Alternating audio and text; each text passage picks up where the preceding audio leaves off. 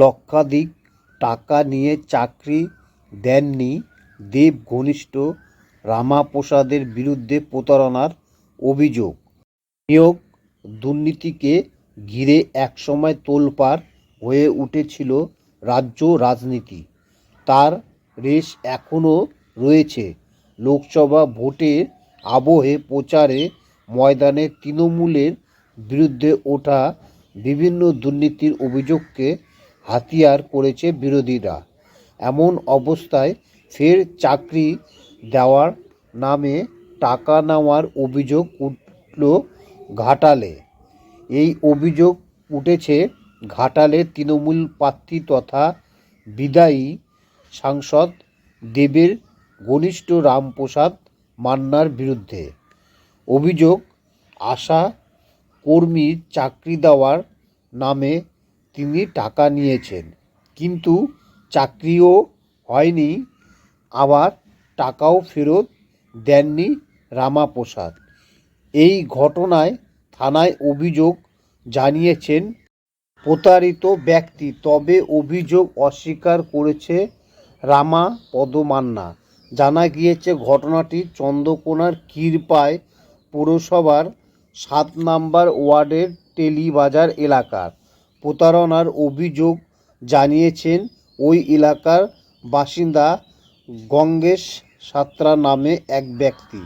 তিনি অভিযোগ করেছেন রামাপদ মান্না টাকা নিয়ে আশা কর্মীর চাকরি করিয়ে দিচ্ছেন বলে তিনি জানতে পেরেছিলেন।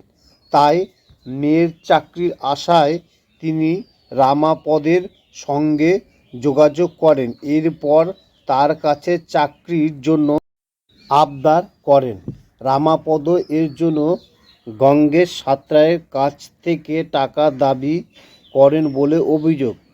তখন এজেন্ট মারফত ১,৮০,০০০ টাকা গঙ্গেশের কাছে নিয়েছিলেন রামাপদ। প্রায় ২ বছর আগে ২০২২ সালে এই পরিমাণ টাকা নেওয়া হয়েছিল বলে অভিযোগ।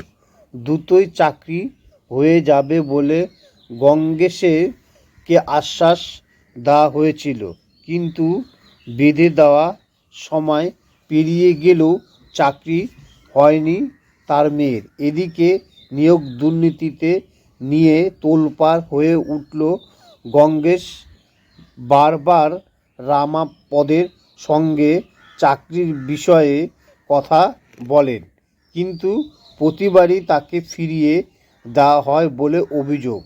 শেষে চাকরি আর হবে না বুঝতে পেরে তিনি টাকা ফেরত চান, কিন্তু টাকা ফেরতের পর্যন্ত দেওয়া হয়নি বলে অভিযোগ।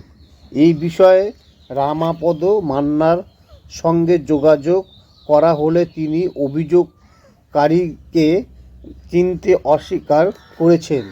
তার স্পষ্ট উত্তর, তিনি তাকে চেনেন না।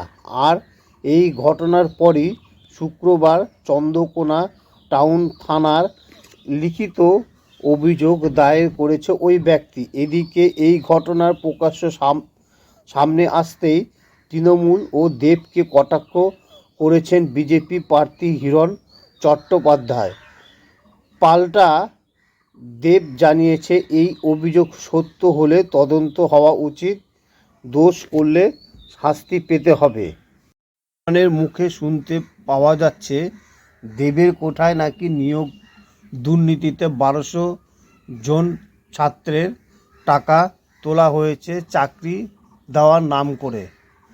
এই চাকরিগুলির দেবের কোঠায় থেকে দেওয়া হয়েছে।